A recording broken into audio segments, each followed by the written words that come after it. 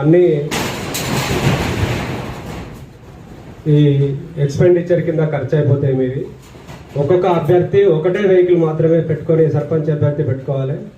అలాగే ward మెంబర్లకు vehicle పెట్టుకొని canvassing చేసుకోవడానికి లేదు. అదేవిధంగా ఎలక్షన్స్కు ముందు 44 అవర్స్ బిఫోర్ డ్రై డే ఏదైతే ఉండదో ఆ టైంలో ఎలాంటి ప్రచారం కానీ చేయొద్దు. అప్పుడు 144 సెక్షన్ ఉంటుంది. బయట జనాలు గుమిగూడి ప్రచారం చేసుకోవడము, ప్రలోభ పెట్టడము, డబ్బులు ఇవ్వడము, లిక్కర్ పంచిపెట్టడము అలాంటిది చేస్తే మాత్రము ఎలక్షన్ అఫెన్స్ జరుగుతుంది, కింద కౌంట్ చేయబడుతుంది. అట్లే పోల్ డే రోజు కూడా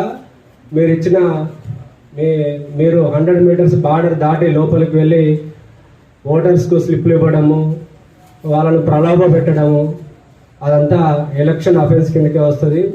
మీరు ఏదైనా స్లిప్పులు కూడా పంచిపెట్టేది కూడా 200 మీటర్స్ బార్డర్ అవతల మేము వాళ్ళకు పంచిపెట్టాల్సి ఉంటుంది.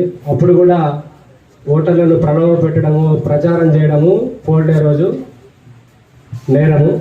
ఇవన్నీ దృష్టిలో పెట్టుకొని మీరందరూ తెలుసుకొని ఇంకేమైనా డౌట్లు ఉన్నా కూడా మన ఎంపీడీఓ గారిని, ఎంఆర్ఓ గారిని అడిగి తెలుసుకొని చేయాలి తప్పితే ఒకసారి చేసిన తర్వాత మాకు తెలియదు అనుకుంటుంది. ఇదంతా ఎలక్షన్ అఫెన్సెస్ కింద ఎలక్షన్ అబ్జర్వర్ నుంచి కూడా దీన్ని పరిశీలించడం జరుగుతుంది. క్లోజ్ అయిపోద్ది. ఆ తర్వాత డ్రై డే స్టార్ట్ అయిపోద్ది. మనం ఎలాంటి ప్రచారం కానీ ఏది కానీ చేయకూడదు. చేస్తే మాత్రం అది క్రైమ్ కిందనే అవుతుంది.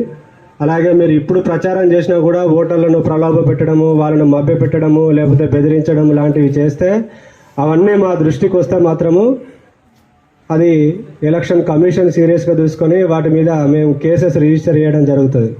అందుకని మీరు స్వచ్ఛందంగా ప్రచారం చేసుకునేటప్పుడు కూడా ఎవరిని ఇబ్బంది పెట్టే ప్రయత్నాలు చేయొద్దు.